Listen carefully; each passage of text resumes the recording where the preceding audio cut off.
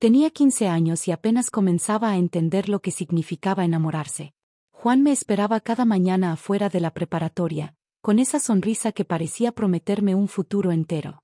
Yo lo miraba como si fuera el centro de mi universo. Él tenía 17, y me hacía sentir protegida, como si nada pudiera dañarme mientras estuviera a su lado.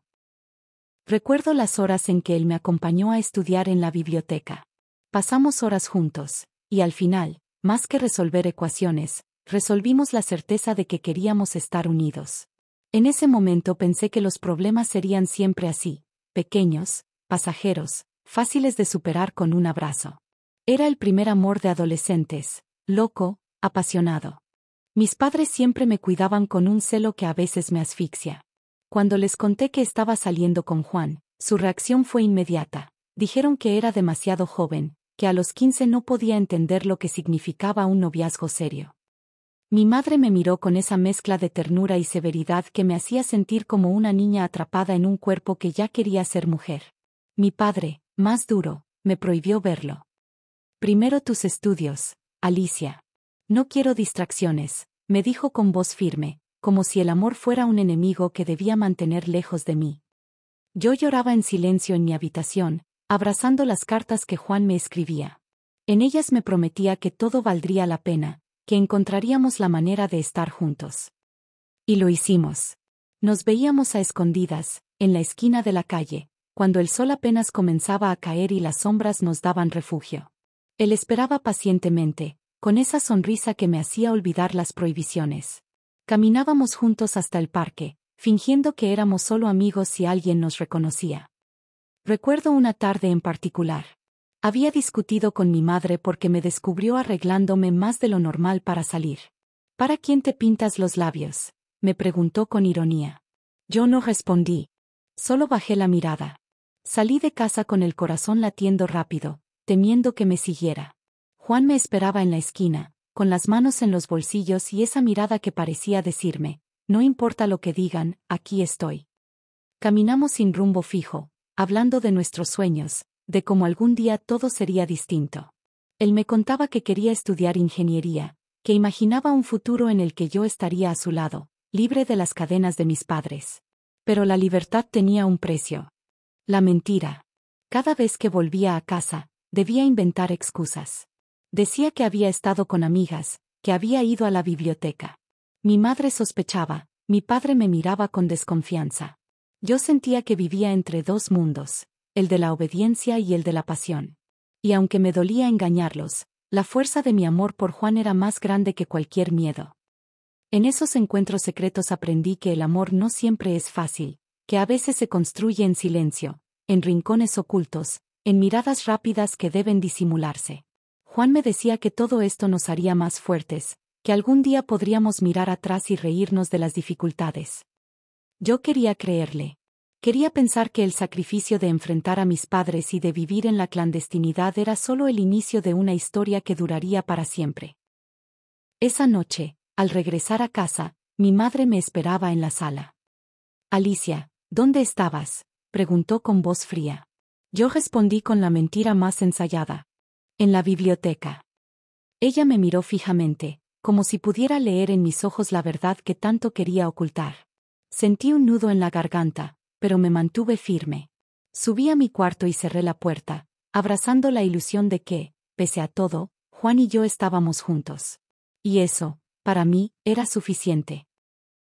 El tiempo pasó y nuestro noviazgo sobrevivió a la preparatoria. Entramos a la universidad con la ilusión de que juntos podríamos con todo: clases, trabajos, proyectos, sueños. Yo estaba convencida de que Juan era mi compañero de vida, el único que podía entenderme. Me aferraba a esa idea con una fuerza que me cegaba.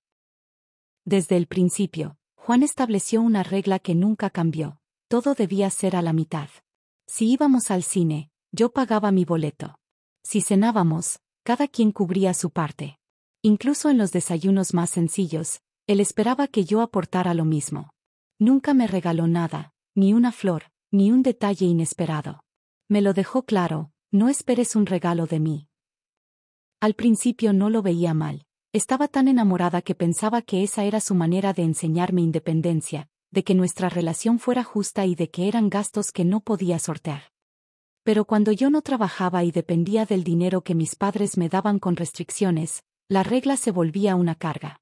Había días en que prefería inventar excusas para no salir, porque sabía que no podría pagar mi parte. Cuando finalmente conseguí un empleo de medio tiempo, todo se volvió más fácil. Ya no me costaba tanto aportar, y me sentía orgullosa de poder sostener mis estudios y nuestra relación.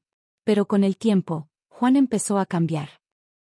Después de 4 años juntos, comenzó a llegar tarde a nuestras citas. A veces me esperaba 1 hora, 2, y otras simplemente cancelaba a última hora con un mensaje frío: no puedo, lo dejamos para otro día. Yo me quedaba con la ropa lista, el corazón ansioso, y la sensación amarga de que algo estaba fallando. Me preguntaba qué pasaba, pero me convencía de que eran cosas normales, que todos los noviazgos tenían altibajos. El colmo de mis dudas llegó una tarde cualquiera. Estaba en casa, revisando mis apuntes, cuando recibí un mensaje suyo. Al abrirlo, vi que me había compartido su ubicación. Al principio pensé que era para que lo alcanzara, pero al mirar con atención sentí que mi estómago se encogía. La dirección era la de un motel. Me quedé paralizada, con el teléfono en la mano, como si el mundo se hubiera detenido. El corazón me golpeaba el pecho con violencia, y las lágrimas me ardían en los ojos antes de caer. Cuando lo confronté, los reclamos fueron fuertes. ¿Qué hacías ahí?, le pregunté con la voz quebrada, intentando mantener la calma. Él tartamudeó, buscó excusas, dijo que era un error, que había ido a dejar a un amigo. Pero yo ya no podía creerle. La confianza que había construido durante años se desmoronaba frente a mí, como un castillo de arena arrastrado por la marea. Sentí que todo lo que había entregado, mi juventud, mis ilusiones, mi tiempo, se tambaleaba en un instante. Esa noche no dormí. Me quedé pensando en cada detalle, en cada cita cancelada, en cada llegada tarde. Todo cobraba sentido. Y aunque mi corazón se resistía a aceptar la verdad, mi mente comenzaba a gritarme que algo estaba muy mal.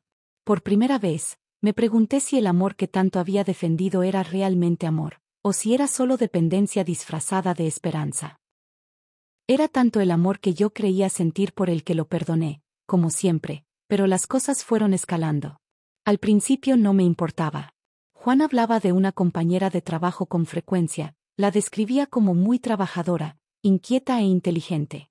Yo lo escuchaba con calma, pensando que era solo admiración profesional. Pero con el tiempo, la repetición de su nombre comenzó a incomodarme. Era como si esa mujer se hubiera instalado en nuestras conversaciones, en nuestra rutina, en su mente. Yo trataba de ignorarlo, pero cada vez que la mencionaba, una sombra de duda se posaba sobre mí. Una noche, cansada de escucharla en sus relatos, le pregunté directamente: Juan, dime la verdad. ¿Hay algo entre ustedes? Porque si es así, lo mejor es que cada quien siga su camino. En este momento me voy. Mi voz temblaba, pero estaba firme. Él reaccionó como nunca lo había visto. Se puso como loco, me gritó que era mi imaginación, que no podía creer que desconfiara de él. Me dijo que no quería terminar nuestra relación, que era capaz de morir si lo dejaba. Sus palabras me golpearon con fuerza, y aunque mi corazón me pedía cautela, terminé confiando. Pensé que quizá estaba exagerando, que mis celos me estaban jugando una mala pasada y una vez más lo perdoné. Unas semanas después, Juan me dijo que debía viajar a Campeche por un evento político. Me aseguró que todo sería tranquilo, que volvería en 3 días. Yo le pedí que no fuera, porque ese fin de semana sería mi cumpleaños y lo único que deseaba era celebrarlo con él. Me miró con frialdad y respondió que no podía faltar, que era importante para su trabajo. Sentí un vacío en el pecho, pero lo dejé ir, convencida de que regresaría y todo estaría bien. El día de mi cumpleaños, mientras intentaba sonreír frente a mi familia, recibí un mensaje que me destrozó. Eran fotografías. En ellas, Juan aparecía en Campeche, acompañado de la misma compañera de trabajo de la que tanto hablaba. No había manera de negar lo evidente: estaban juntos, compartiendo momentos que no podían explicarse como simples colegas. Mi estómago se encogió, mis manos temblaban, y las lágrimas comenzaron a caer sin control. Sentí que el mundo se derrumbaba sobre mí. Lloré inconsolable. No solo por la traición, sino porque me había engañado a mí misma al confiar en sus palabras, al creer que sus promesas eran reales. Ese día entendí que el amor que yo defendía con tanta fuerza se estaba convirtiendo en una prisión, y que la persona en la que había depositado mi juventud y mis sueños no era quien yo pensaba. Mi cumpleaños se transformó en el recuerdo más amargo de mi vida, marcado por la certeza de que Juan ya no era mío, y quizá nunca lo había sido. Con el tiempo, mi relación con Juan se volvió un laberinto del que no sabía cómo salir. Después de descubrir su engaño, pensé que lo dejaría, que tendría la fuerza para hacerlo. Pero él siempre encontraba la manera de envolverme con sus palabras, con promesas que sonaban dulces aunque estuvieran vacías. Me decía que así eran las cosas, que debía aceptar que él tenía otras relaciones, pero que su amor por mí no cambiaba aunque compartiera su vida con otras mujeres. Yo, cegada por el apego y el miedo a perderlo, terminé aceptando lo inaceptable. Así viví 10 años en medio de una relación poliamorosa que nunca elegí, pero que toleré porque me convencí de que era la única forma de tenerlo cerca. Me repetía que lo importante era que él volviera a mí, aunque sus pasos lo llevaran también hacia otras. Cada vez que lo veía con alguien más, mi corazón se desgarraba, pero me obligaba a callar, a sonreír, a fingir que estaba bien. Era como vivir en una cárcel invisible, construida con mis propios miedos.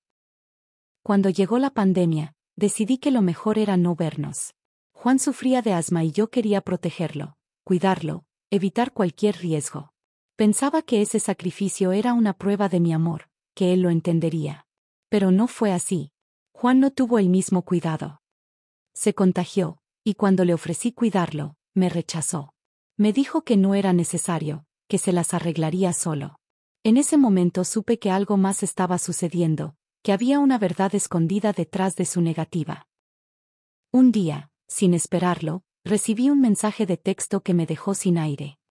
Juan me confesó que llevaba 6 meses de relación con la misma chica del viaje a Campeche, Yolanda. Me decía que le gustaba mucho, que quería seguir con ella. Y conmigo también. Sus palabras eran frías, calculadas, como si estuviera negociando un contrato en lugar de hablar de sentimientos. Sentí que el suelo se abría bajo mis pies. El corazón me latía tan fuerte que parecía querer escapar de mi pecho. Mis manos temblaban, mi respiración se aceleraba, y una crisis de ansiedad me envolvió por completo. Lloré como nunca antes. No solo por la traición, sino por darme cuenta de que llevaba 20 años de mi vida con alguien que nunca me eligió de verdad. Me había convencido de que su amor era suficiente, de que podía compartirlo, de que debía resignarme. Ese mensaje me mostró la crudeza de la realidad. Yo no era su prioridad, ni siquiera su refugio. Ese día salí del trabajo con el corazón deshecho. No fui a casa, tampoco al doctor como debía. Mis pasos me llevaron directo a la casa de Juan.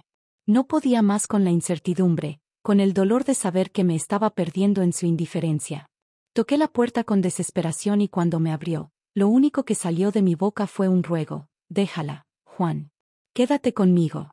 Vivamos juntos, formemos un hogar. Mi voz era un susurro quebrado, cargado de años de ilusiones rotas.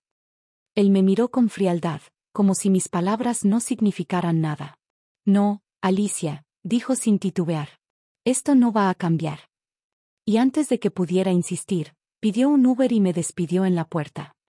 Sentí que el mundo se derrumbaba frente a mí.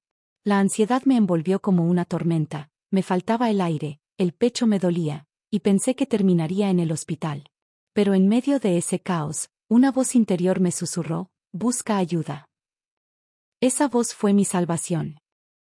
Al día siguiente, con el poco valor que me quedaba, busqué una psicóloga. Me puse en sus manos y poco a poco ella me ayudó a salir de ese estado de depresión y negación. Me enseñó a reconocer mi dependencia, a entender que lo que yo llamaba amor era en realidad un apego tóxico que me había consumido durante años. Cada sesión era un espejo doloroso, pero necesario. Aprendí a mirarme sin Juan, a imaginarme libre, a reconstruirme. Mientras yo luchaba por sanar, Juan seguía con su vida. Sin embargo, el apego que nos había marcado durante 2 décadas lo llevó a pedirme un cierre más apropiado. Acepté, porque sabía que necesitaba poner fin a esa historia de manera consciente. Nos presentamos juntos a una sesión con la psicóloga.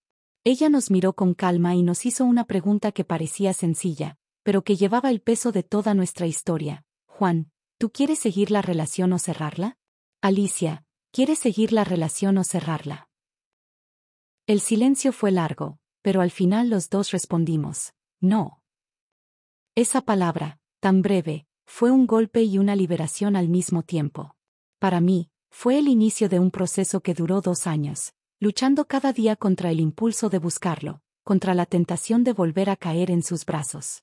Juan, a pesar de haber dicho que no, siguió buscándome. Pero yo fui fuerte. No acepté. Me aferré a mi decisión, a mi dignidad, a la vida que estaba reconstruyendo sin él. Ese cierre no borró el dolor, pero me dio la oportunidad de empezar de nuevo. Por primera vez en tantos años, sentí que la historia con Juan había terminado de verdad. Los 2 años siguientes fueron una batalla diaria contra el apego que me ataba a Juan. De la mano de mi psicóloga aprendí a reconocer mis heridas, pero no fue fácil. Hubo noches en que los pensamientos suicidas me acechaban, como voces oscuras que me decían que no valía la pena seguir. La psicóloga, al ver mi estado, me canalizó con un psiquiatra. Él me dijo con firmeza que debía abrirme a mi familia, que no podía cargar sola con tanto dolor. Cuando finalmente hablé con mi madre, sus lágrimas me desgarraron. Lloró conmigo al saber la situación que atravesaba y en ese llanto encontré un refugio que no había buscado antes. Aún así, lo que sabía de Juan me dolía demasiado, y esa herida abierta no ayudaba en mi sanación. Él seguía buscándome, como si no pudiera soltarme. Una noche nos encontramos en un bar. Apenas me vio, se acercó de inmediato. Me habló de Yolanda, de cómo lo golpeaba, lo rasguñaba, de cómo lo dañaba psicológicamente. Yo lo miré con una mezcla de rabia y tristeza, y solo pude decir, qué bueno que te llegó el karma. Mis palabras fueron duras, pero eran la verdad que llevaba años guardando. No fue la última vez que lo vi. En otra ocasión, su hermano y mi mejor amiga me suplicaron que fuera a verlo. Me dijeron que estaba muy mal por el fallecimiento de su madre, que incluso había intentado quitarse la vida. Fui, aunque mi corazón me pedía no hacerlo. Lo encontré rodeado de una pila de latas de cerveza, la casa hecha un caos. Su mirada perdida me estremeció. En su locura me pidió que le prometiera que algún día estaríamos juntos. Yo no supe qué decir. El silencio fue mi única respuesta. Después de eso, seguimos con nuestras vidas. Yo mejoraba día a día, reconstruyendo mi mundo paso a paso. Juan, en cambio, parecía hundirse más. Un día me dijo que había dejado a Yolanda y me pidió volver a tener nuestra relación. No podía creer lo que escuchaba. Me miró con la misma insistencia de siempre, como si nada hubiera pasado. Pero mi respuesta fue clara. No, nunca voy a regresar contigo. Yo estoy en otro modo de vivir. Y rematé con la verdad que llevaba tiempo gestando. Mi vida mejoró desde que te fuiste. Él me miró sorprendido, como si no entendiera quién era la mujer frente a él. ¿Por qué has cambiado tanto?, me preguntó. Yo respiré hondo y le respondí con firmeza.